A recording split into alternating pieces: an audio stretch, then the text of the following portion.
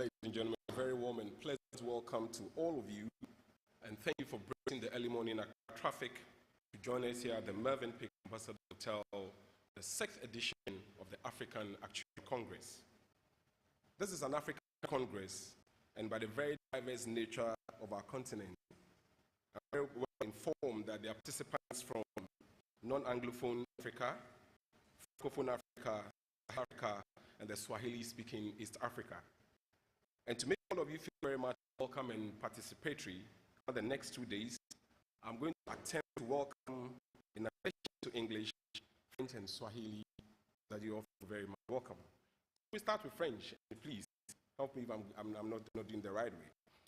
Bonjour, bonjour, mesdames, messieurs, je suis très content de vous savoir votre réunion. Et si ce matin à l'hôtel de l'ambassadeur Movenpick, c'est la 7e édition du Congrès Actuaire africain. Bienvenue. And to our East African brothers, habari mabibi na mabwana, tunafuraha kama pamoja nanyi kwenye kongamano la sita Afrika. Ni matumaini yetu mtafurahishana na kongamano. Mambo. Did I do it right? Thank you.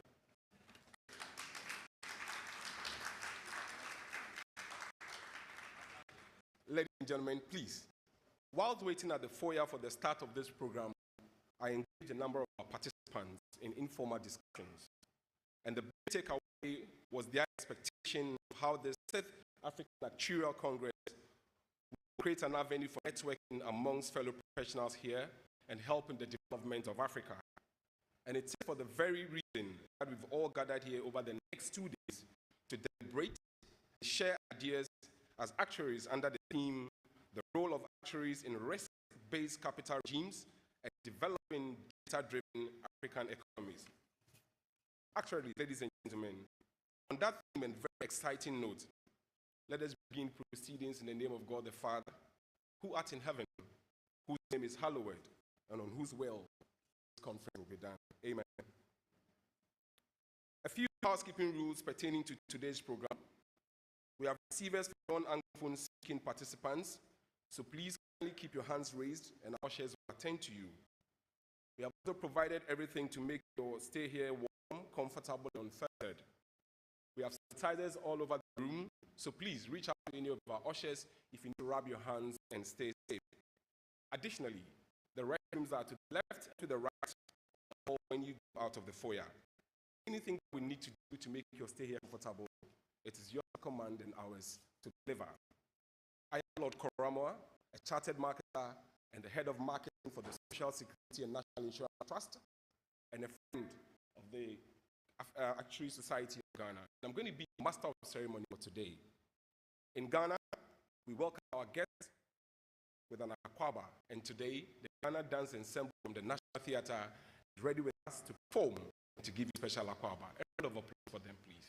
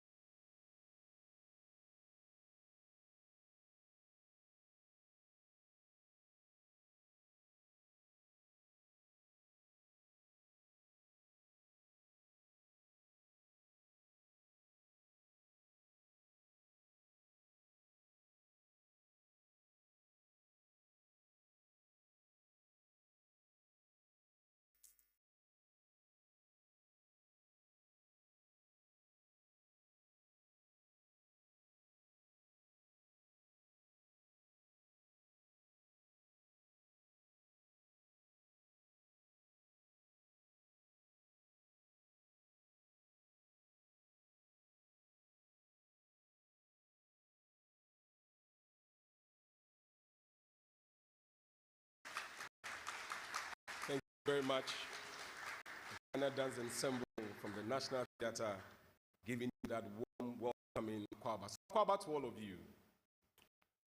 Today, we gather under the auspices of the International Actuarial Association, a major player in the decision-making process within the financial services industry, the area of social protection and the management of risk, contributing to the well-being of society as a whole. The African Actuarial Congress is an integral program of the IAA, and this year's program is being hosted by the Actuarial Society of Ghana. Our chief host is a pension actuary with extensive and proven experience in the valuation of social security pension schemes and the design of social protection schemes as well as private pension schemes. He's an ILO local consultant, an evaluator of pension schemes, and the technical advisor in the Luxembourg Ghana Social Trust Project since 2010. He works full-time with the Ghana Premier Pension Institution, the Social Security and National Insurance Trust (SNIT), as a lump sum benefit manager. Ladies and gentlemen, please join me as we invite to welcome us the President of the Actuarial Society of Ghana, Mr. Neil Tego. A round of applause for him.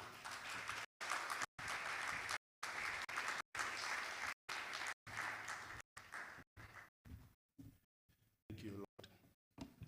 Good morning, ladies and gentlemen.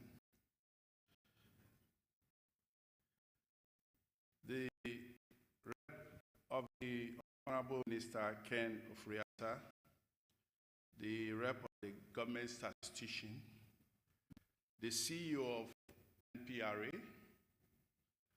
the Commissioner of Insurance, the Director General of SNIT,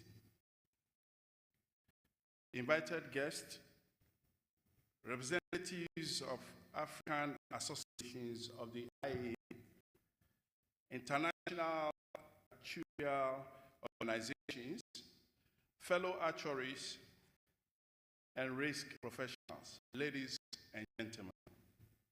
Before I begin, let me officially adore a mantra we couched for the 6th African Actuarial Conference. When I say Africa evolve, you respond by saying Actuaries in the lead. Africa evolve. Africa evolve. Good. This may not have, you may not have noticed, but if you critically look at the 6th African Actuarial Congress logo, you will find this slogan or mantra written beneath it. The International Actuarial Association, the IAA African Task Force, and the Actuarial Society of Ghana, host of this meeting, would like all of you present, especially the actuarial community, to leave this conference having imbibed this mantra as the driving force for the actuaries to lead the next generation of Africa's revolution in data-driven economies and the financial systems at large. I would like to begin by briefly recounting the Actuarial Society of Ghana's journey to hosting the 6th African Actuarial Congress. In Accra 2022, Ghana's bid to host again an African meeting like this began on the 4th African Actuarial Congress in 2016. But by dint of circumstances beyond our control, we lost it.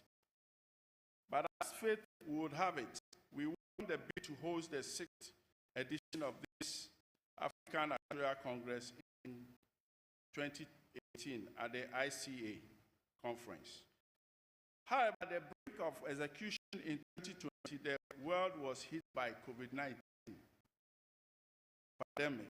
But that will not stop a determined association like ASG that wants to lead the world and Africa's actuaries through the evolution process on the continent. I must say that it's been such a long 4 years wait to have us all gather as Africans in another meeting on as this. Nonetheless, it is here.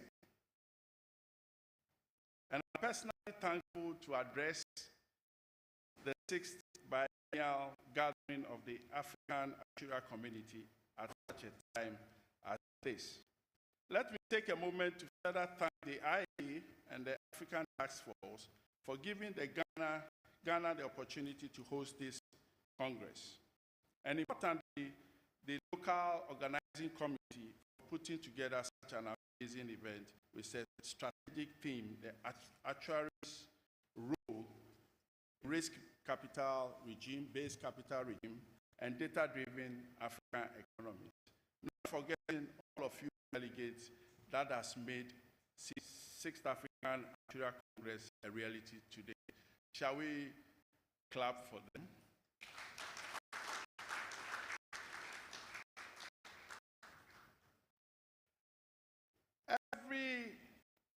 The African Actuarial development in perspective. Every profession has its own challenges, and so is the actuarial profession engulfed in its own myriad challenges, which include, among other things, poor publicity of the actuarial profession in Africa, financial industry recognition of the value that the actuarial profession brings, and therefore underutilization of the profession, retention of actuarial talents on the continent, unconsolidated or inconsistent actuarial education program with professional education. But I believe that it is time to change the narrative by offering solutions to these challenges we are confronted with as a professional community. And these solutions must be those that works for the African setting and not necessarily imported. A strategic direction for the African actuarial community would therefore be to, 1, look at growing the profession in our own countries from different perspectives. That is geared towards retention, not producing actuarial talents for already developed markets, but to serve in the countries they are headed. 2, aim at assisting to develop proper professional education content in the continent by driving initiatives like first successful Actuarial Teachers Conference, which was held yesterday as part of the 6th African Congress, Actuarial Congress. At this point, I would like to propose to the IA and the African Task Force to adopt the ADC as a core component of the successive African Actuarial Congresses to improve education in the continent and improve on quality alongside production. 3, assisting countries on the continent to form associations that will help with regulation and development of the profession, whilst focusing on attaining full membership of the IA. 4, call on associations to partner with regulators and the governmental entities to support projects that require our skills. Risk-based capitalization. Representative of the Honorable Minister, Ghana, under the presidency of His Excellency Nana-Addo Dankwa Akufo-Addo, continues to experience tremendous change in regulations surrounding the conduct of financial services business in our financial environment. These regulatory changes have been known to have stirred up more critical look into key areas of the financial service sector. Its core operations like capitalization, risk management, practices, asset liability management strategies, governance issues, and more critically, recently, international financial reporting standards and data issues. Actuaries and the Actuarial Society of Ghana in particular strongly support the National Insurance Commission efforts in strengthening the local insurance industry by transitioning to a risk-based capitalization regime. And yes, while we agree with the various regulators too, the NIC, the NPRA, the BOG, and SEC, that the consolidated impact of these efforts and major changes is to ensure a sound and financially stable economy. But a more critically growing concern is the utilization of the actuary to guide this regulatory transitions process, since the technical skill to drive any form of capitalization predominantly rests with the actuaries. To the government statistician, actuaries are not only prolific users or managers of data of the financial ecosystem, but equally feature in streamlining of the collection of relevant data for different projects. This is evident in the fact that actuarial practitioners tend to lead collection of data for the construction of mortality and morbidity tables around the world. Also, the profession has proven extremely useful by leading many data or data science units of major institutions in Ghana and Africa. In fact, the actuary and the statistician in a collaborative work environment can be described as one of the best for any quantitative and data-related projects. Ladies and gentlemen, again, I will be categorically in starting that the development of the West is premised on the conscious effort made by their government towards the gathering and utilization of data to draw insight that aid in major policy decisions for the nations. As a noble profession, therefore, we cannot afford to fail Africa and our mission to lead the data revolution in the countries and communities we serve. Like many of you fellow actuaries seated here today, I personally believe that our profession may not be able to survive the next century if we fail to strategically position ourselves in the data space or provide leadership on the issues of data to other professionals. I'll be blunt to tell you that Africa is the only home we have. And this home needs us, now than ever, to drive our economies with our data expertise. It is therefore important to note that data-driven African economies is supporting institutional data gathering efforts to reduce data inconsistency while ensuring data integrity. Data-driven African economies encompasses leveraging on data to advise African governments on policy decisions. Data-driven African economies means actuarial involvement in innovations like the growing insurtech and fintech environment. Data-driven African economies means actuarial involvement in developing key national and national social interventions based on sound data.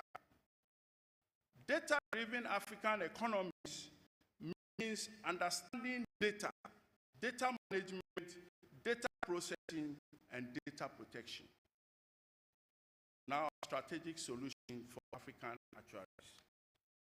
Finally, on the premise of above discussions, I would like to state that the key strategic national agenda of the ASG over the next half-decade are, and we believe other African actuaries share in this as well, to drive more stakeholder agreement with regulators within the financial service sector, to partner with Ghana Statistical Service to develop a national mortality table for Ghana. And we will do this with the strong support of the International Actuarial Association Mortality Forum. To partner and advise government of Ghana for the establishment of a government actuarial department at the Ministry of Finance, to support the development and or the evaluation of government major social intervention programs like proposed unemployment insurance and national disability insurance, among others. To take up and continue our public interest role in educating the public on financial inclusion with focus on microinsurance and informal sector pensions, which began a few weeks ago in partnership with Ghana Insurance Association, the Social Security and National Insurance Trust.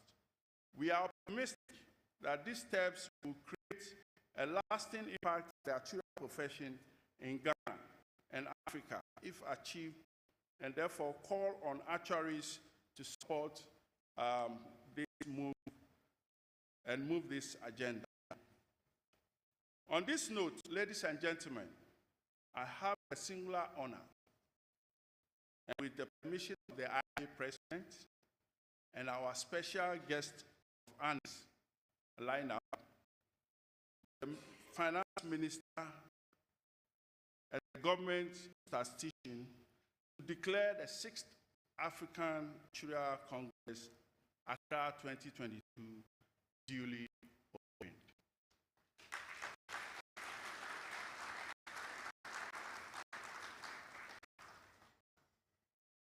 To our international delegates who made it from far and near, do enjoy the most hospitable city in the world, Accra. Welcome once again, Akwaba, Wezolo, Wahine, too. Thank you.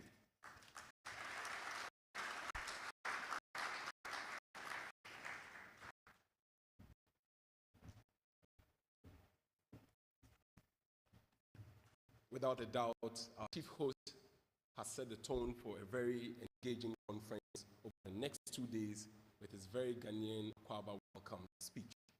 Thank you very much, Mr. Niltego. Africa evolves. This was a little test to see if you really remember everything that our chief host said. Once again, Africa evolves. You are sharp. Ladies and gentlemen, I'm compelled not to follow the regular program protocol of acknowledging a cross-section of guests. I do believe that everyone here is special, therefore with your kind permission and indulgence, please accept my acknowledgement of your presence here. You could do a clap for yourself, you know. I'll, however, introduce our designated speakers before they mount the podium. Importance of this Congress to key players in the industry, both internationally and locally, is underscored by the participation of a number of institutions who are here to support. At this point, we will have Goodwill messages from representatives of these organizations and associations and institutions. First, from the International Actuarial Society and highly represented by the President, Madame Roseanne Harris. A round of applause for her, please.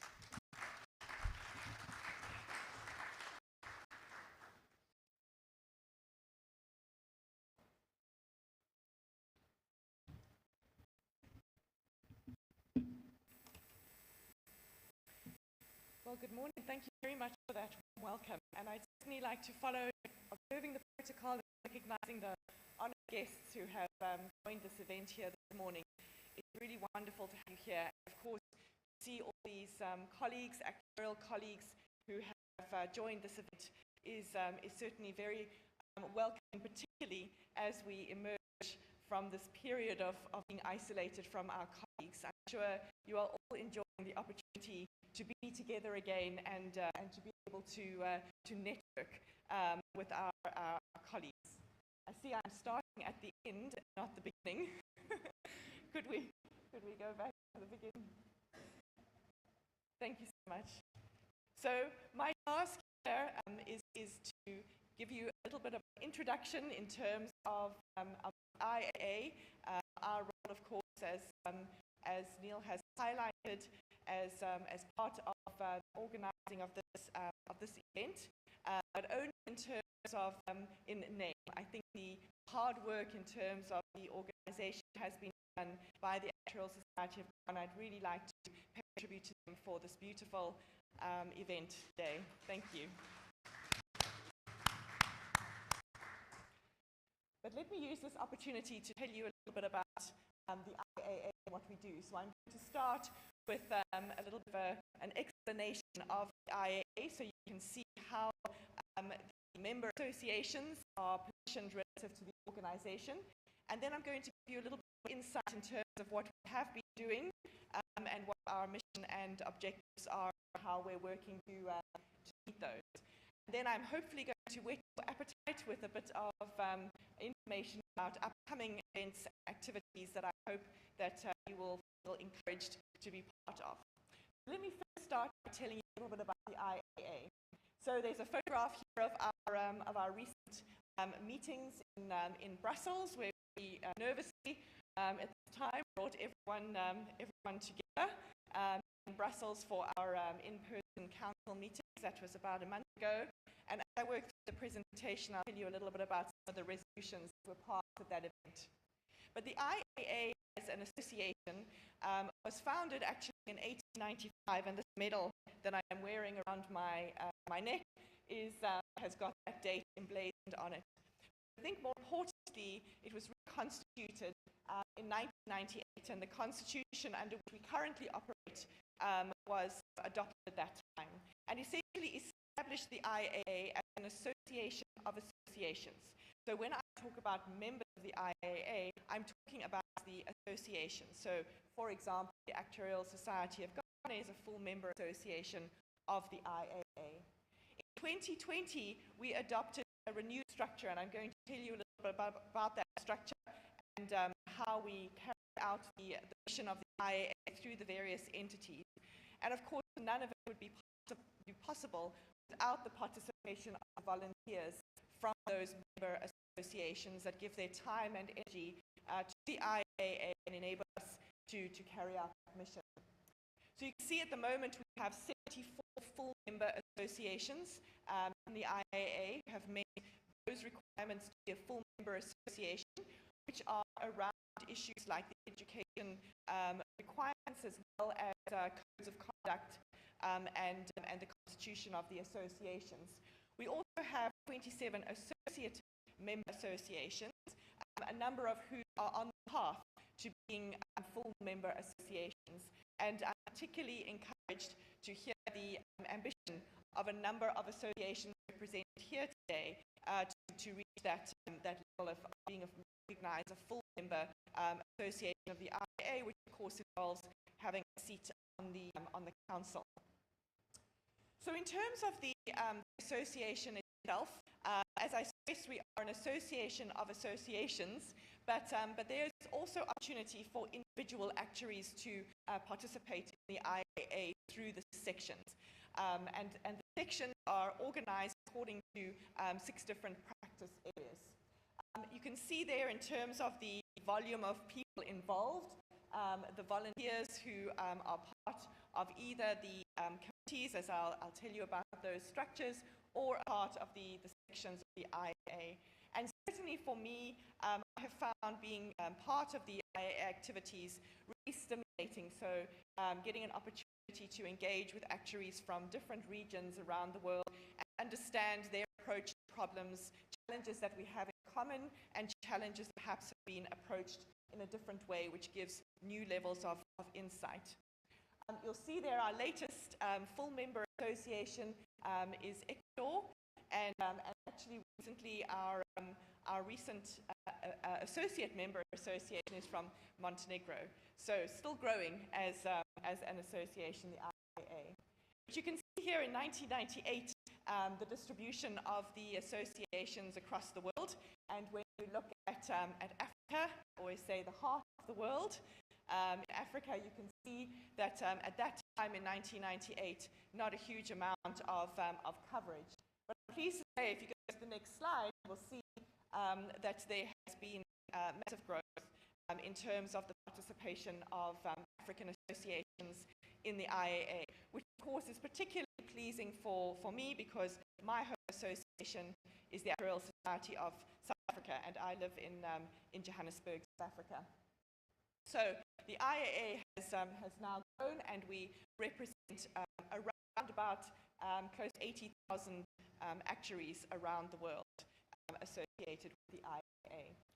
So in terms of the operations of the IAA, the leadership team is made up of 3 volunteers, so myself as the president for 2022, and then I'm supported by Jan Kars, who is the past president, and Melinda, who is the president-elect. So the commitment to being officer of the IAA is essentially a 3-year commitment to being part of this team, and for me, I would say probably the greatest professional honor of my life, to be able to stand before you in this role today. And you can see as well that we take the opportunity to ensure that the office's team is broadly representative across the globe, so having representation from the North American region, from Europe, as well as the rest of the world. It's also referred to as Aloha, which is capturing Africa. I put Africa first, some people say Asia, Africa, Latin America, Oceania, and Asia. So then I'd also like to acknowledge, of course, the Africa Task Force, which has been so instrumental in putting this event together, led by Lusani Malawatsu, who is our past president as well of the Actuarial Society of South Africa, and of course with our co-vice chairs Neil here and Yasir from Nigeria. And a really important work that's done by the Africa Task Force falls under the Advice and Assistance Committee of the IAA, which has the task of promoting the development of the profession and facilitating support being provided to developing associations and the profession around the world. And it's structured in these regional task forces, which enables appropriate focus to be made in regions where perhaps the support that is required is not quite the same as what might be required in other regions, like, for example, in Latin America. But of course, membership of the Advice and Assistance Committee allows for some pooling of that experience as well.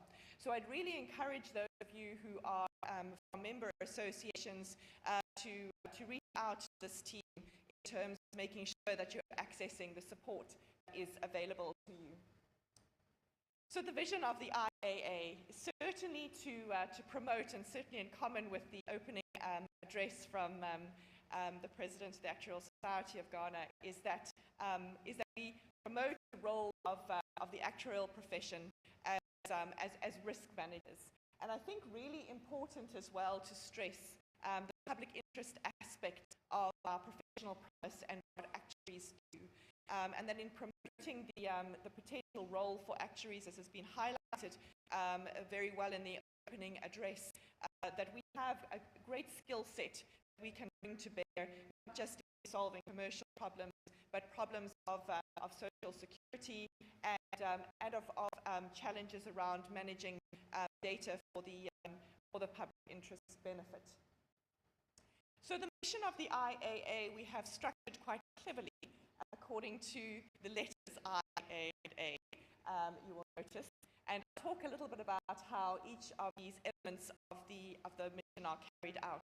So the first, the I, is for informing and influencing key stakeholders. And these are stakeholders at the global level. Very important in terms of the work of the IAA is that we do not seek to replace the excellent work that is done by member associations in their regions, but rather to leverage and elevate that to what is relevant at a global level, and to provide the necessary support at the regional level. So important, we refer to this principle of subsidiarity, where the local association really takes the lead in terms of their local jurisdiction, with perhaps the support of the IAA, but where there are engagements which perhaps are not feasible or possible for local associations, and I'll highlight some of our key partnerships in that regard.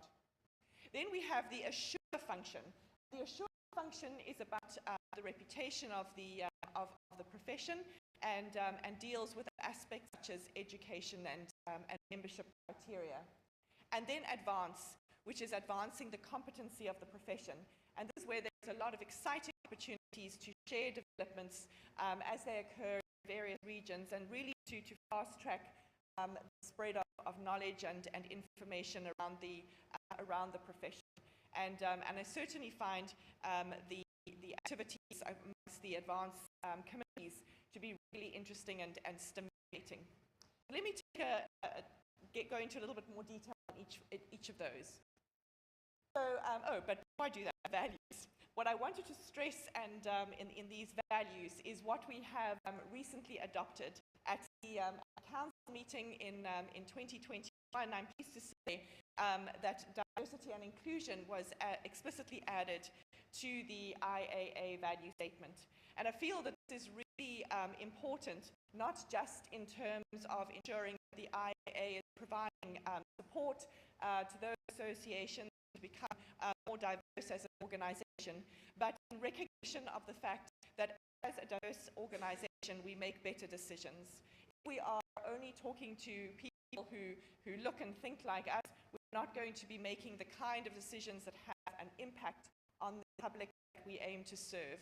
We need to be diverse, and we need to make sure that ideas from around the world are welcomed at our table where decisions are made. So I'm really pleased that that has been adopted, and there is a huge amount of work that has been done, excellent work at member associations, which is shared on our dedicated platform on the website, and also work that is being done in the various IAA structures. So moving on then to talk about the missions. If you go to the next slide. So how do we carry out this mission? So let me talk about, first of all, the impact mission. And this is the engagement with the various global stakeholders. So as you can see here, we've identified a number of global stakeholders, and we structure them according to tiers to make sure that our volunteer resources are efficiently allocated. So in our first tier, where we have quite a lot of focus, we have organizations like the International Association of Insurance Supervisors, actually going from here to their annual meetings in Dubrovnik next week, and we will be signing a renewal of our Memorandum of Understanding between the IAA, the IAIS, and the Access to Insurance Initiative. And of course, this is an important opportunity to ensure that regulators are aware of the value that the actuarial profession brings. And the Access to Insurance Initiative, which is a partnership between the IAIS and the IAA, has been really instrumental in terms of upskilling the regulators around the world. The program has been hugely successful. It is now run in 3 different languages, and I have been roping a few people, and I've been having discussions with them here yesterday and today into being part of perhaps having a regional training, Access to Insurance Initiative training in this region. You see there are other important supranational entities. OECD, after the meeting at the IAS, will be attending the OECD Open sessions in Paris the week after, and of course ensuring that we have inputs into the developments, particularly economic developments, and the value of actuarial inputs on those is recognized, is a key objective of those engagements. So, for example, the OECD reached out to the IAA to get input in terms of the impact of COVID-19 on mortality tables going forward. So So particularly when they are evaluating social security systems around the world, to what extent should we be adjusting our mortality tables to take into account COVID-19, which of course is the research question, is it a blip or is it a shift? And that is important work that is going on. As well as you can see there are other entities like the IFRS and the International Accounting Standards Board. All of these are very important stakeholders that we can leverage the work that is being done by member associations and ensure that the actuarial voice is represented. So going on to the assure function, this is where we ensure the integrity of actuarial work and the reputation of actuarial profession around the world. But in our role, from a subsidiarity point of view, a lot of this work is advisory in nature.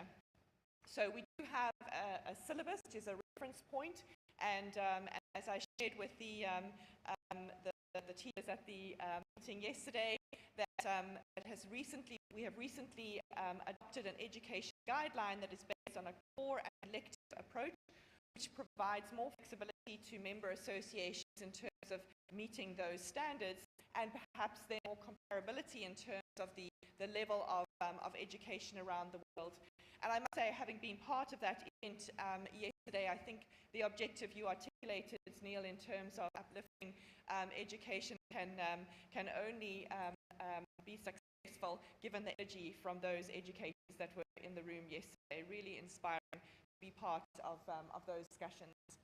We also publish a number of actuarial notes, which are useful in terms of both education material for actuaries who are qualified, as well as in the training of actuaries. And most recently, we've had a series of notes on climate risk, and the climate risk task force has been really quite prolific, and I'd really suggest that you engage with those, because of course climate risk is going to become an important consideration in all we do in the financial services space. And of course we have the advanced function, which is where, as I mentioned, we have these various forums which are sharing information about developments around the world, and of course really rapidly changing developments in terms of the actuarial profession. COVID-19 has of course been a particular focus, but arising from that there is a lot of work that is being done around protection gaps, addressing equality, and of course, as I mentioned, the mortality impacts as well. Having said that, there's important work as well around understanding data analytics methods, thinking about the ethics of how we use data, and these are the opportunities for sharing that information. And of course, there's a number of ways for you as members of the profession to participate.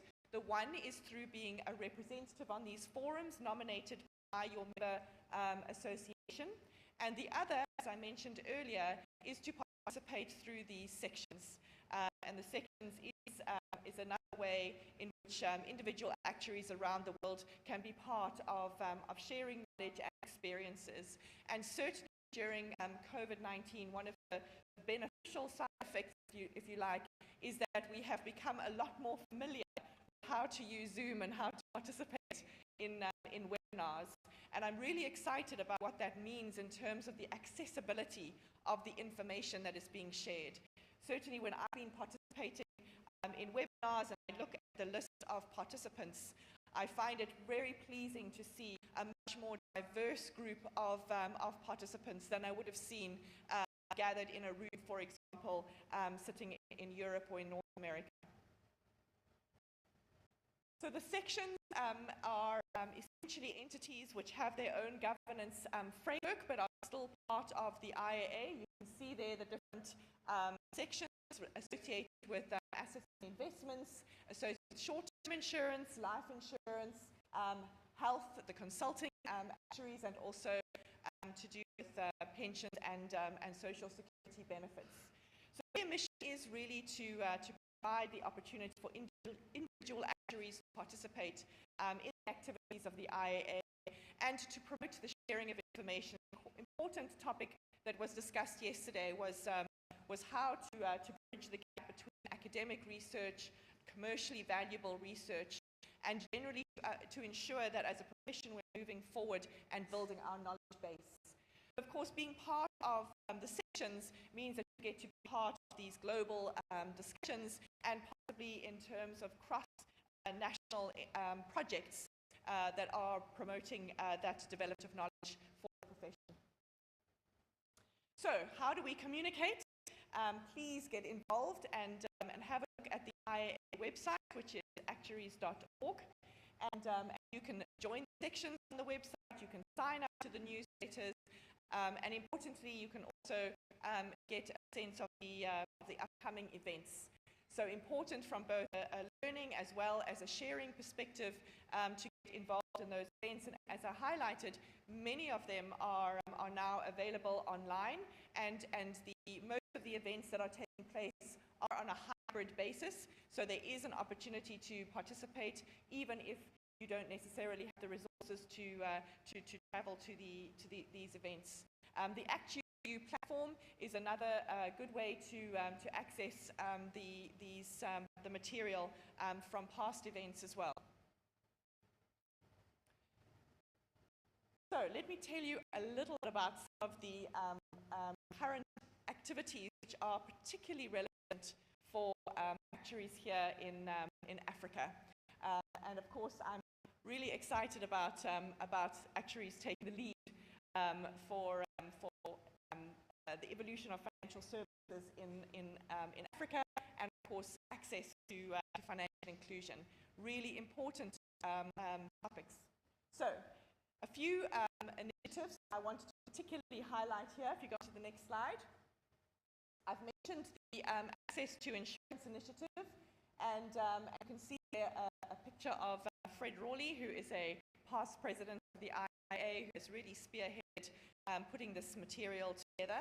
So I'd really encourage you to create awareness in your engagements with regulators, and of course for the honored guests here who are from the regulators, it is an opportunity for me to highlight this valuable platform that is available in terms of not just skill transfer, but also demonstrating the value of the actuarial profession.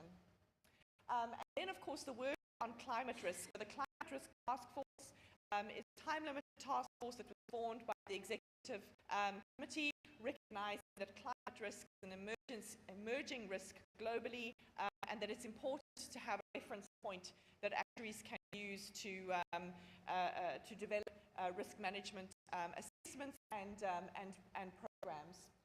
So you'll see that a number of papers have been published, 4 papers so far, and the 5th paper I've actually already had the privilege of seeing a draft of. So a lot of information is available, but in bite-sized chunks. So don't feel daunted by there being so many papers. They really are quite readable and are written in a way that is intended to equip you with the knowledge to get to grips with climate risk and how it impacts you. And I'm really pleased that the IPCC, which is the scientific unit in the United Nations, released a paper in March around the role of the actuarial profession in climate risk. So important that even at that level in the United Nations, the recognition of the skill set that our profession brings has already happened, and that of course will filter through in terms of how regulatory reporting is going to be required to take place. We also have the International Actuarial Notes, the IAN 100, which is around IFRS 17 applications, and that is very useful in terms of both education material as well as ensuring that you are keeping up to date with those developments.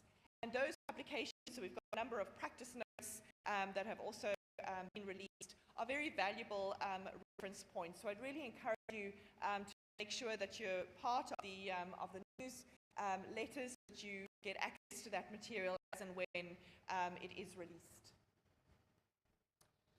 And then, of course, some current important topics that I mentioned a little bit earlier. We have now at the Executive Committee, as we have the Climate Risk Task Force, we have formed a task force looking specifically at pandemic risk. So really collating the work from around the world in terms of what we have learned as a profession from COVID-19 and how we can ensure, first of all, that we support risk mitigation strategies, but also that we address some of the risks that have emerged. And I would say, as I mentioned, the key one is, of course, the exacerbation of inequality and protection gaps that we've observed from the pandemic and that our profession is uniquely positioned to address. And the ongoing work of the Climate Risk Task Force, now looking at asset reporting as well as more detailed reporting standards, which I expect will ultimately lead into updates of the existing reporting standards. So the work of the Climate Risk Task Force has taken something that has been a very amorphous risk and has been able to hone that down into something that is perhaps more manageable from a reporting perspective. So let me whet your appetite with a few snippets around upcoming activities.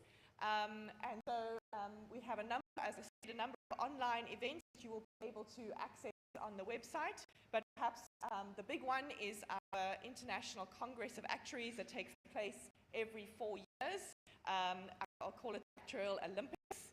As you have experienced here in Ghana with the Day of the Africa event, the Australians experienced that today. So that event was supposed to take place this June and was pushed out 1 year. So the next ICA will take place in 2023 in Sydney, Australia. And I think I have a little bit of a promo video. Let's see if it will play.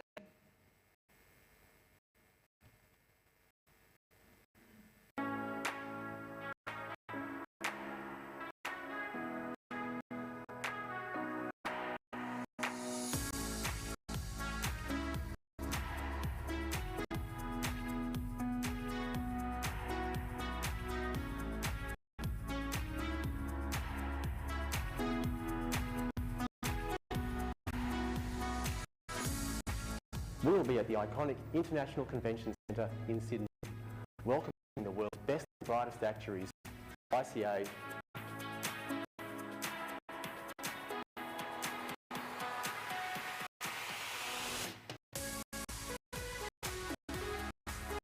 It's a privilege and an honour to have the opportunity to host ICA. This will be a truly global event for actuaries and industry leaders. We're building a stellar program covering all practice areas and the issues facing a global actuarial profession. So get ready to showcase your research at the largest global actuarial event. There will be deep, rigorous discussion about actuarial skills and knowledge, the profession and its future, plus how we can better serve our clients and communities. In addition, there will be seminars, workshops, plenaries, deep dives and networking sessions on tomorrow's big debates. And the exciting social program will highlight iconic Australian activities and locations that can be enjoyed as part of your travel to Sydney. Save the date in your calendar and visit the website to sign up to the mailing list to stay in touch.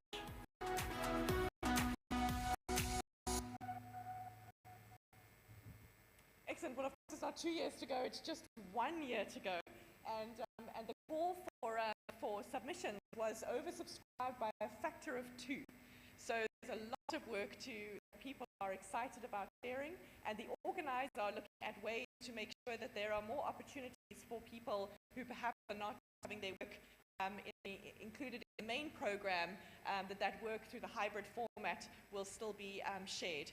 So there's going to be a great opportunity for the actuarial community to benefit from the sharing of that event. And as you saw, it's not just an in-person event, it's going to be on a high base as well. But what I want to tell you about as well is around the bursaries that are available for attending. So you can see there is opportunity in terms of application for bursaries to attend ICA next year. But another initiative that I really want to share with you on the next slide is the Young Actuaries World Cup, which is an initiative that has had its roots actually in Singapore, where they tried this out and they suggested this as something that we can do at global level. And so there is an opportunity for young actuaries to develop projects and submit those projects, and the finalists will be presenting those at the ICA in Sydney. So a great opportunity to encourage younger members of the profession to be part of developing new areas of learning. So there'll be more details coming up. This is pretty much hot off the press, but hopefully we'll get you excited, and you can share this with your younger members in your associations to be part of and to feel part of the international actuarial community and have their work recognized. So with that, I think that brings me to the end, and thanks again for the opportunity for me to present and be part of this event, and I really look forward to chatting to each and every one of you during the course of the next 2 days. Thank you so much.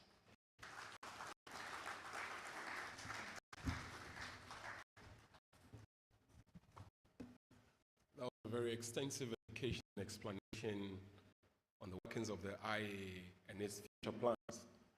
Believe me, I've imbibed a lot about IA within these few minutes that Roseanne so brilliantly delivered. A round of applause for her, please. We'll take the goodwill message from the National Pensions Regulatory Authority.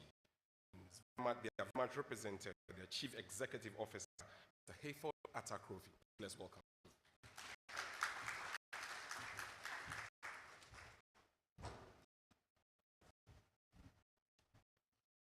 Thank you very much.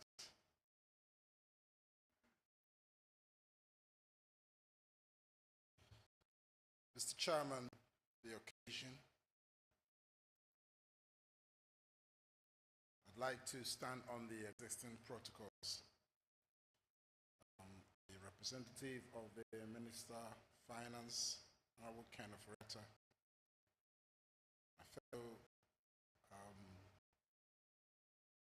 CEOs invited there, Commissioner, DG, members of the actuarial profession, and Madam President, welcome to Ghana. Conference participants, invited guests, distinguished ladies and gentlemen. I first of all wish to thank you for the invitation that you've given me to speak at this forum. It is a great honor, and to formally congratulate the organizers of the 6th African Actuarial Congress and also for choosing Ghana as your destination for this important event. This event obviously is a landmark one, and I believe the outcome will be appropriately rewarding to both participants and the host nation out of Ghana. For us in the financial services industry, and in pensions in particular, and as regulators, our reliance on actuary and actuarial skills are absolute, and hence our excitement about this conference. We appreciate the significant role the profession plays in shaping our financial security system and for the welfare of the aged, and in forms of pension products and advice that you give for the economic security of many individuals. Today, some of my senior management staff are participating here at this conference, and it goes to show the importance that it is to us as pension regulators to have this here. As some of you may be aware, Ghana embarked on pension reform some 12 years ago. The reform created a 3-tier pension structure with a basic national social security scheme, which is mandatory for all employees in both the private and the public sector, a mandatory occupational pension scheme, and a voluntary provident fund and a personal pension scheme. Now, the complexity of these pension products and schemes, particularly in private pension sector, and the administration places enormous responsibilities on not just the regulator to protect the scheme members, to come up with measures that uplift the industry, but also service providers and advisors, such as you actuaries. So far, the NPRA has lived to a good part of its task. Continuous emphasis has been placed on regulatory and supervisory activities directed at improving awareness on pension issues and increasing financial literacy in general. And specific emphasis here on pension literacy. I would suggest humbly for your consideration to deliberate on some of the emerging regulatory issues in pensions and insurance that will be beneficial to us, both as practitioners and regulators. Considering that every active worker would one day become a pensioner, makes our aim of ensuring retirement income security a real goal worth pursuing and aspire to make it a reality. Pension for investment is a particular component of pension scheme administration. It comes with its demands because of the diverse permissible investment assets and the need to invest in a manner that brings optimum returns whilst considering issues to do with safety and fairness. This is where the scale of you actuaries come in very handy. Consider this as part of your deliberations and advise us accordingly. Going into the future, I look forward to close collaboration between the Actuarial Society of Ghana and NPRA in building a pension industry that will last. I also add my voice to my early speakers, the President of the Actuarial Society of Ghana, Neil, and Roseanne, in the need to nurture the youth in the profession in order to bring a sustainable future of the Actuarial Society. For our friends who have come to Ghana for the first time, we wish you a happy stay in Ghana and enjoy our traditional Ghanaian hospitality. And if you permit me, I would add pensions to your mantra, and I would say, Africa pensions evolve with actuaries in the lead.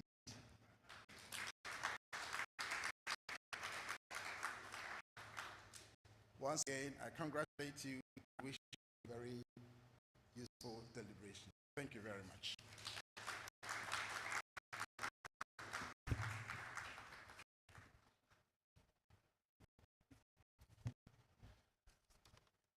When you have the National Pensions Regulator endorsing a conference of actuaries, you are sure to be on the good side of the policy and direction. Thank you very much, Mr. Kofi. We'll take, a round of applause for him. I think we should. Yeah.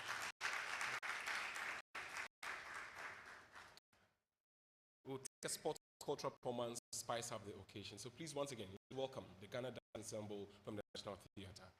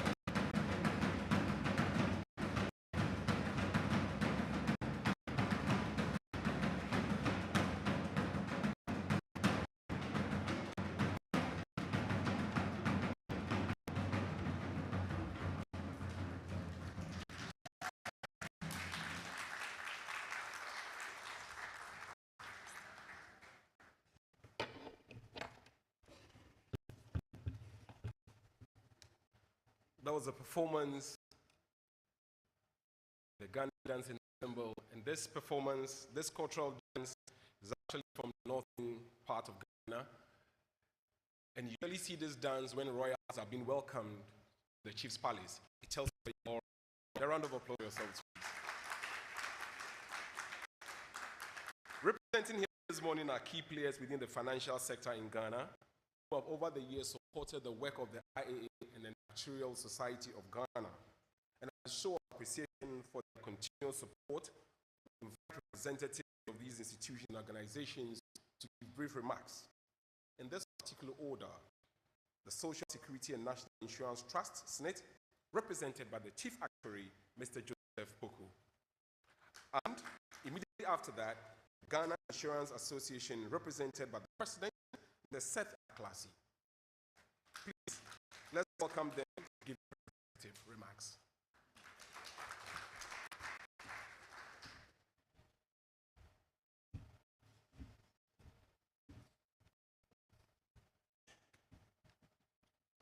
Thank you very much, MC. Good morning, ladies and gentlemen.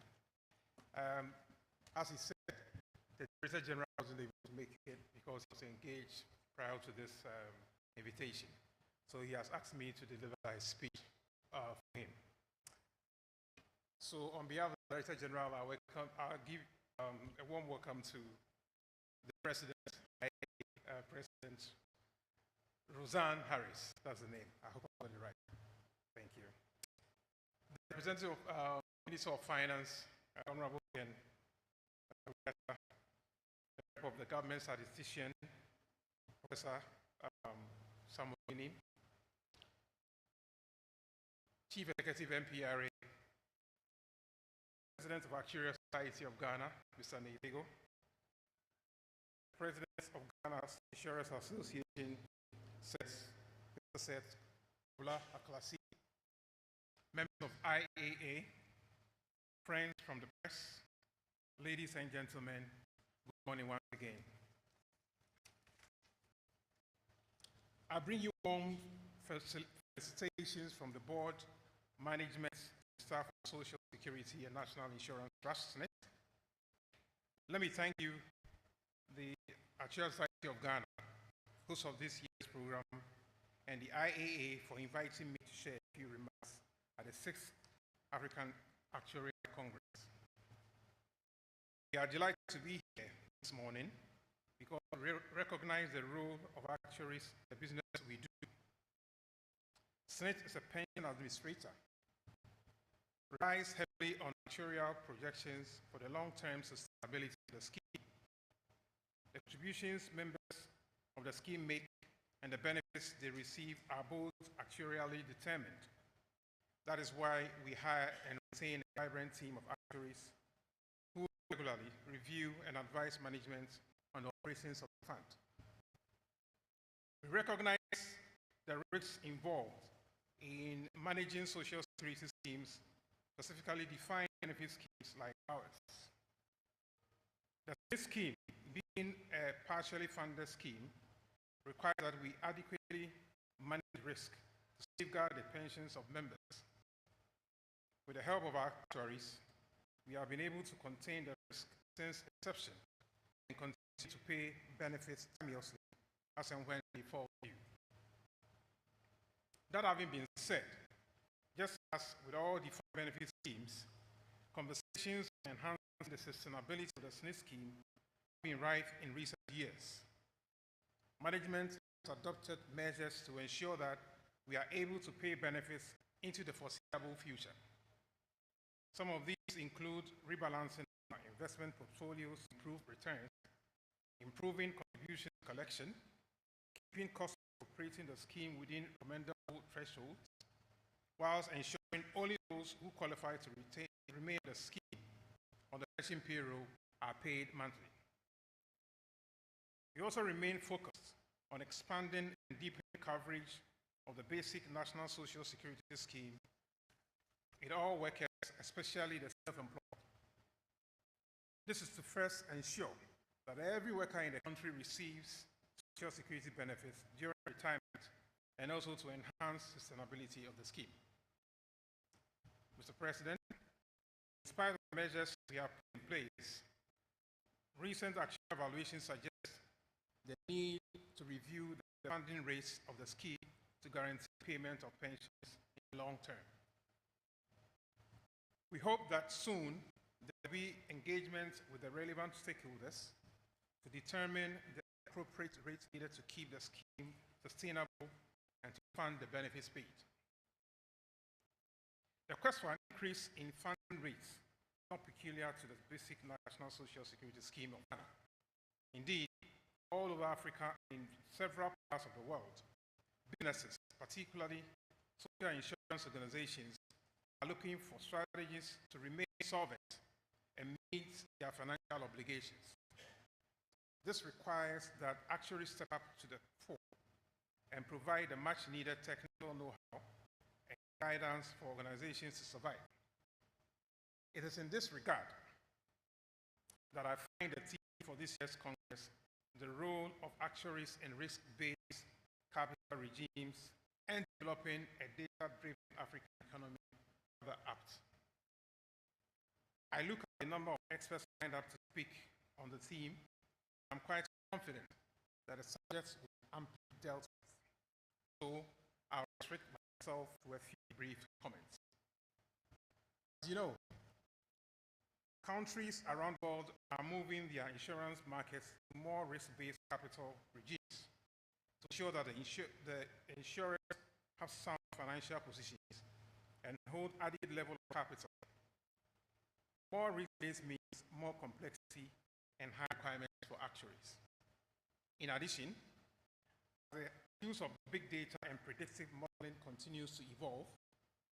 It is possible that it will become the basis for developing actuarial assumptions or contribute to the construction of models or be integrally involved in pricing and rate making or evaluation of risk in general. Those innovations, the actuaries will be in a better position to understand the implications, benefits, and consideration in using big data and predictive modeling. Ladies and gentlemen, the Trust will continue to invest in the training of actuaries and maintain the long-standing relationship with the Actuarial Society of Ghana. We are proud to say that of the 6 presidents of the Actuarial Society of Ghana has had, 5 of them, including the current president, are from Senate.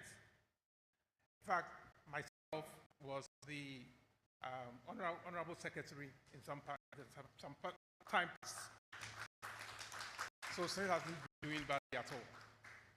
We will continue to offer support to the programs and activities of the Actuarial Society of Ghana for the Trust and ASG. On behalf of the Trust, I wish you a very successful Congress. Thank you very much.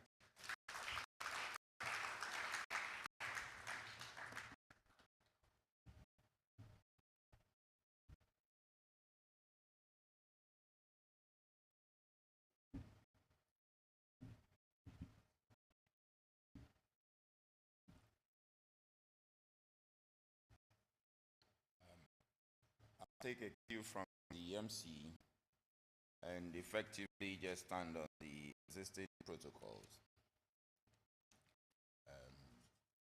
I personally see actuaries as the neck on which we, the insurers, sit as head.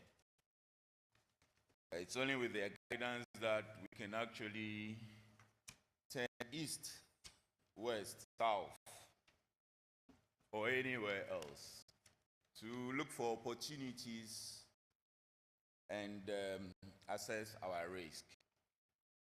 So I take it a great privilege to be able to address the Congress today. Distinguished ladies and gentlemen, good morning. On behalf of the board and members of the Ghana Insurers Association, I'm pleased to be part of the 6th African Actuarial Congress, which is being hosted by the Actuarial Society of Ghana. The selected theme The role of actuaries in risk-based capital regime and developing a data-driven African economy sets the tone for this Congress by highlighting two important concepts whose relevance permeates the insurance industry and, most importantly, the economy of Africa. On one hand, the advent of risk-based capital regime in the insurance industry has become an important feature in insurance and other financing operations worldwide. For example, the National Association of Insurance Commissioners argues that risk-based capital is a worthy replacement for the previous fixed capital regime, which witnessed a lot of insurance insolvencies a couple of decades ago. The fixed capital regime did not address the variation in fundamental risks across companies as well as the differences in size in determining appropriate minimum amounts of capital. These are addressed in the risk capital regime since companies are obliged to hold capital commensurate with risks. The role of actuary in this important exercise cannot be overemphasized, as demonstrated by the fact that the new Insurance Act 2021, Act 1061, classifies the function as a control function. The actuarial investigation and financial condition reports provide both the regulated entity and the regulator with needed insights into the status and the level of risk inherent in the insurance company, thereby aiding in correcting any deficiencies. The second part of the team emphasizes the need for actuaries to drive the agenda for a data-driven African economy. I might say that the two strands of the team are two ends of a single spectrum and must be seen as such. The pivotal role of the actuary in this exercise is obvious. However, actuaries can play this role effectively if they're able to get their assumptions right near perfection. Or better still, if their triangulation is done and discrepancies communicated to providers of the data, rather than waiting and issuing disclaimers at the end of any report that is issued. After all, assumptions underpin the work of the actuary, and a faltering in this aspect will have dire consequences on the outcome. These assumptions should be time-tested and reliable and not created on the spur of the moment. Also, the actuary's work should be guided by professionalism and the outcome bereft of the concept of pleasing either the regulator or the regulated entity. It must be something that is not only relevant but can be trusted and strictly based on what the data says and not what the paymaster thinks. It is a capital mistake to theorize before one has data. Insensibly, one begins to twist facts to suit theories instead of theories to suit facts. That is the fictional character Sherlock Holmes created by Sir Arthur Conan Doyle. Innovation, effective use of robust software and relevant analysis have important roles to play in making economies of Africa data-driven. But who am I? I did not preach to the converted because this forum has enough experts to delve deeper into the subject. Neil mentioned as part of their plans an issue for the mortality table. Our industry really needs that. We have gone out as an association to seek for funding to support creating a mortality table rather than depending on mortality table from somewhere else in Africa to assess our risks and price, which is a very important component of what we do. These are my few thoughts, and I wish you all a successful conference. Thank you.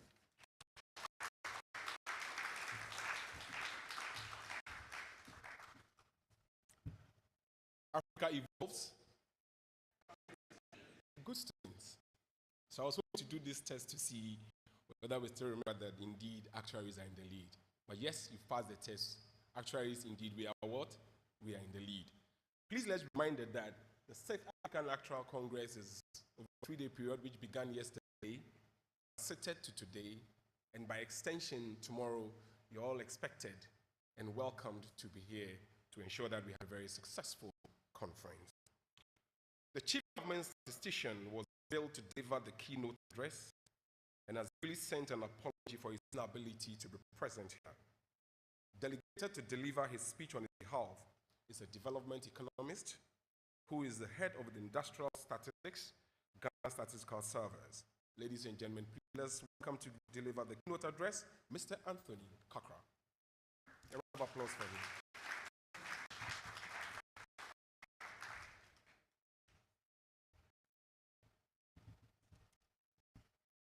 Thank you very much, MC.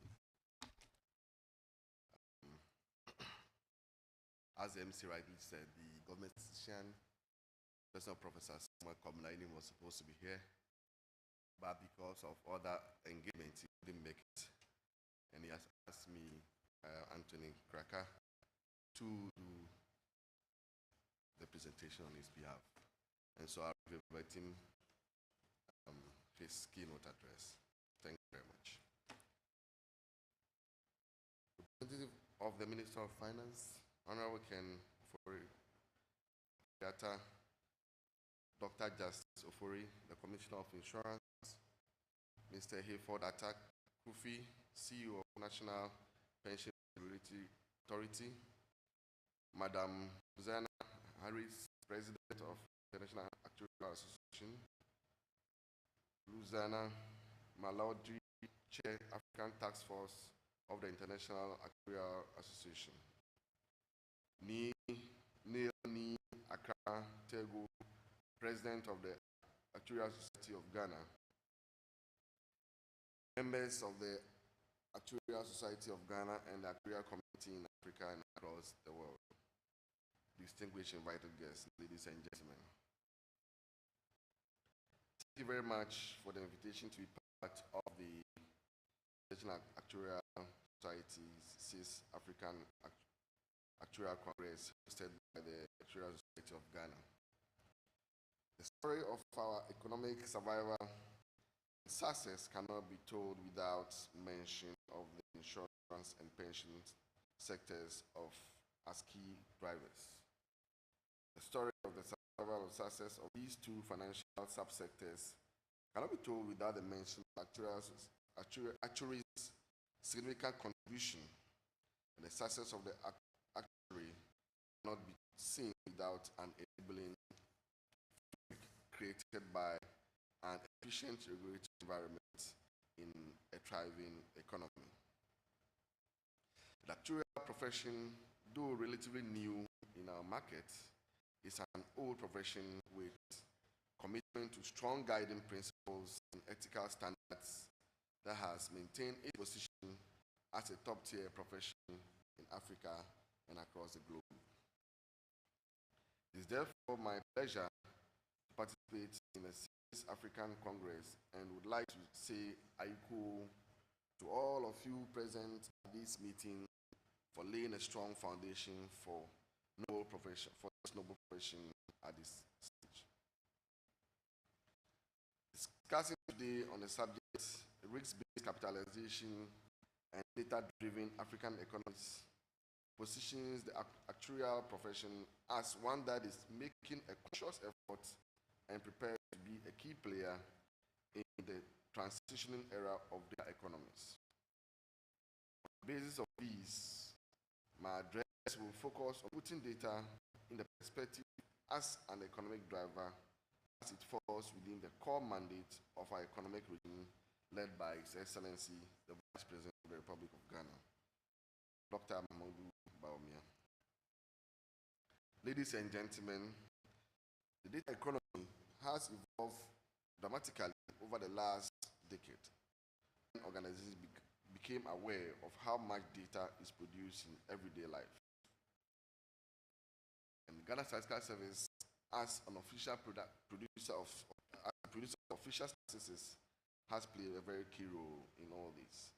And as also the official institution in charge of the National Statistical System. Let me start from the service, Ghana Statistical Service point of view, and say that the GSS have been using evolving technologies to collect and produce statistics over the period. And considering the activities of actuaries, we are well placed in collaborating with the GSS to produce a lot of statistics going forward. And listening to the President earlier talking about developing a mortality table, I want to say that the government statistician has expressed his willingness and that there's a need to collaborate with the Actuary Society of Ghana. So I'm very convinced that he will be prepared to a lot of collaboration.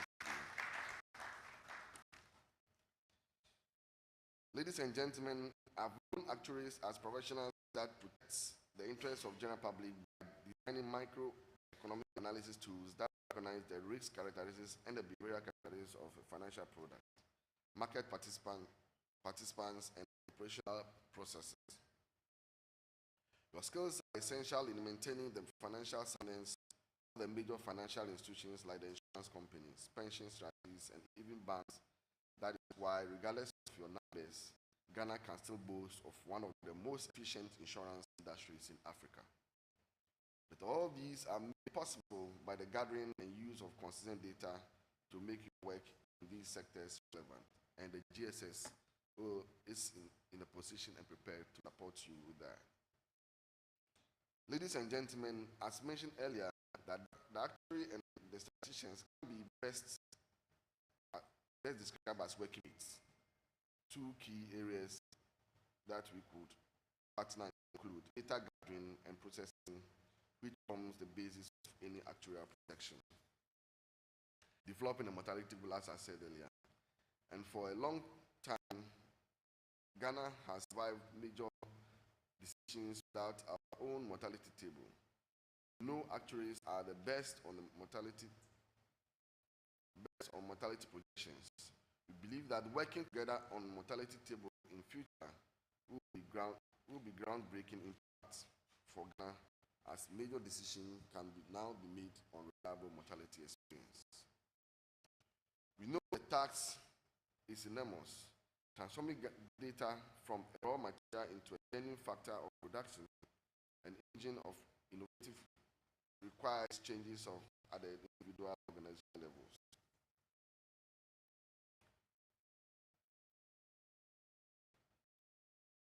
On this note, we wish to have on this note, we wish you all a good time during these 3 days of the 6th Actual Congress. Thank you very much, and I go.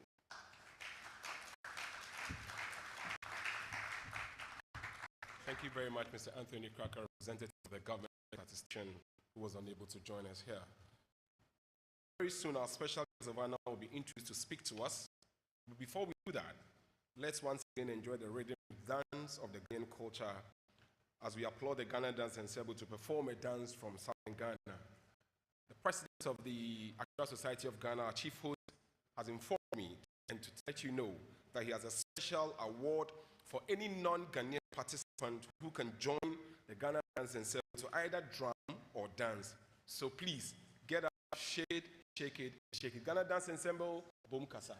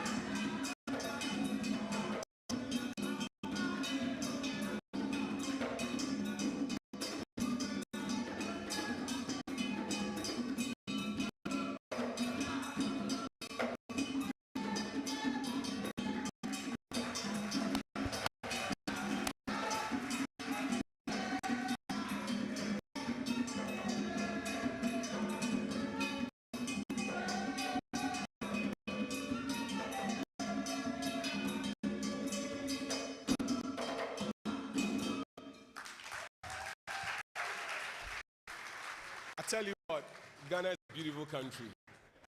It's the only country in Africa where you have a traditional performance where people from the international community can actually do the same dance as they're doing. It tells you how hospitable we are. But I may be worried. I'm just wondering who is going to take this award from the president. Because I see about 5 people, everybody's doing the dance very well. President, I leave that to you to decide, unless you want us to cast a vote. Anyway, actuaries from the world and Africa, ladies and gentlemen, without a doubt, are very important. The government of Ghana understands and values the work of actuaries in national development. And it is for this reason why His Excellency, the President of the Republic of Ghana, Nana Addo Dankwa Akufo-Addo, has attached so much importance to this Congress, particularly so while the personality was originally billed to be introduced as a special guest of honor was going to do that. Unfortunately, you know very well the work of ministers of state. Something has come up just when we were about to start this conference, and therefore he couldn't be here with us. But that notwithstanding, he has delegated his representative, who is actually the principal economics officer, head of pensions and insurance unit, and the head of financial market and innovation, the Ministry of Finance. Ladies and gentlemen, to present the minister's speech, please let's welcome Mr. Benjamin Tosa Klu.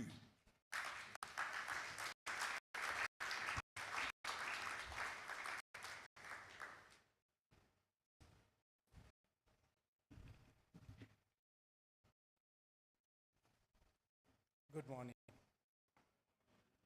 I'm supposed to represent the minister.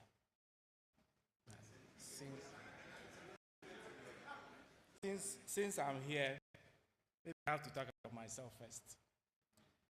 I'm the international president, and I'm Mr. Ghana president of Actuarial Society. When Rose was presented, mentioning associate member, full member, we have a chance for supporting members like me. I dream of becoming an actuary, but it happens that I don't make it, so maybe that's how come I found myself here today. Thank you very much. As introduced, I'm here on behalf of the Honorable Minister. We all know the pressures of this, and then he's not here, so apologies first, but at least somebody have to represent him. That's why we are there as civil servants. Mr. Chairman, the President of International Association of Actuaries, the President of Actuary Society of Ghana, who happens to be my friend, Mr. Hayford Atakrofi, the CEO of National Regulatory Authority, all other protocols observed. Good morning.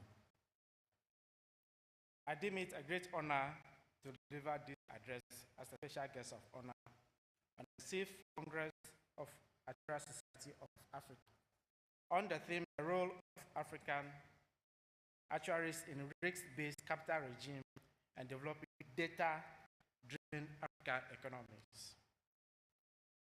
With the emergence of COVID-19 pandemic, as well as other occurrences in our world today, it has become imperative that we guard against risks in our financial ecosystem and global economy at large. Risk management has been identified as one of the key areas of actuarial society. Hence, the risk-based capital regime, a lot of expertise is needed to create relevant models to assess the subsequent and manage the risks associated with them. As the economic global system evolves, we need to rearrange our thoughts and initiative from the usual, as the President of Ghana Insurance Association was alluding to a more data-driven, centered around modeling, big data management, data mining, data analysis, among others. It is imperative to know that Africa is leading the way, as Mantra say. Recent development in Africa suggests that Fintech Ecosystem is fast growing.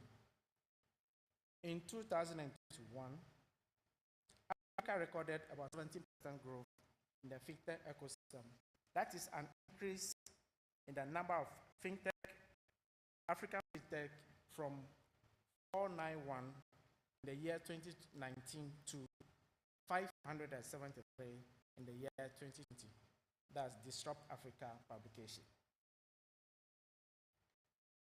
The Fintech ecosystem seeks to employ various technologies like artificial intelligence and blockchain to serve as various sectors of the financial ecosystem, including banking, insurance, pension, cryptocurrency, e-currency, investment, among others.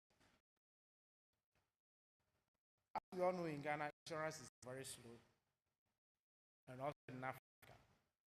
And therefore, insurance adaptation to technology is also slow, like in that vein. To keep up the pace, a high level of expertise will be required. Thankfully, various stakeholders from these sectors of the financial sector are present here today. Distinguished ladies and gentlemen, Ghana through the ministry, we recognize the role of digitization and innovation as a means of accessing the relevant, affordable financial services, develop and formulate a national financial inclusion and development strategy. In addition to that, the government also introduced digital financial services policy and cashless roadmap to accompany the implementation of the strategy. The roadmap is designed to chart a way of vibrant and inclusive digital payment system that will provide Ghanaians in Africa with financial tools tailored to suit their needs, improve access to financial services, and improve financial inclusion, among others.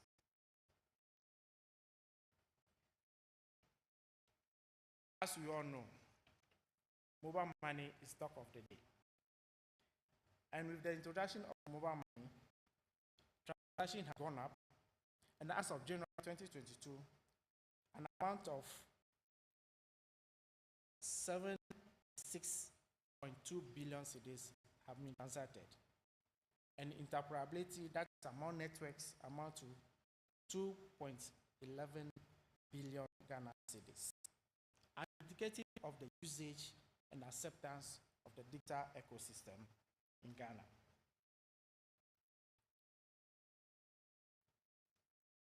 Ladies and gentlemen, government is strongly collaborating with the regulators in the insurance and pension industry to develop annuity market, a syndicate, and a syndicate market.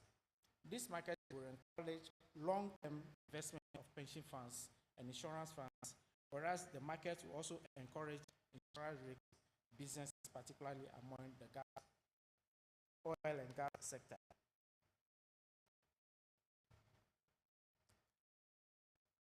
Distinguished ladies and gentlemen, with an increasing competition in natural space, the continuous involvement of technology, we would like to encourage financial institutions, actuaries, and all other stakeholders here to be innovative and take all the necessary steps to position themselves well for interesting times ahead and make the actuarial profession more reliable and technically competent.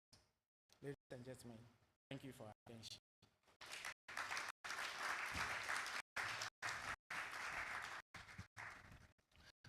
Thank you, representative of the Honorable Minister of Finance, for a speech well delivered, and again for affirming government support for the work of the Actuarial Society here in Ghana, Africa as a continent, and the world at large. In our Ghanaian traditional setting, there's a proverb that actually translates in English that when an elder is done bathing, there's no water left to fetch. So to put it in the context of today, once a special guest of honor is done speaking, there's no more speeches to be delivered. And on that note, we bring proceedings for the first part of the opening session for today to close. We'll break out for coffee and use the same period for official photo sessions. and also allow our friends from the media to engage the IAA president and other assigned officials. We will resume our seats here at approximately 50 past 12 to begin the second session of today's running order. It's been good having you. Thank you, and once again, Akwaba.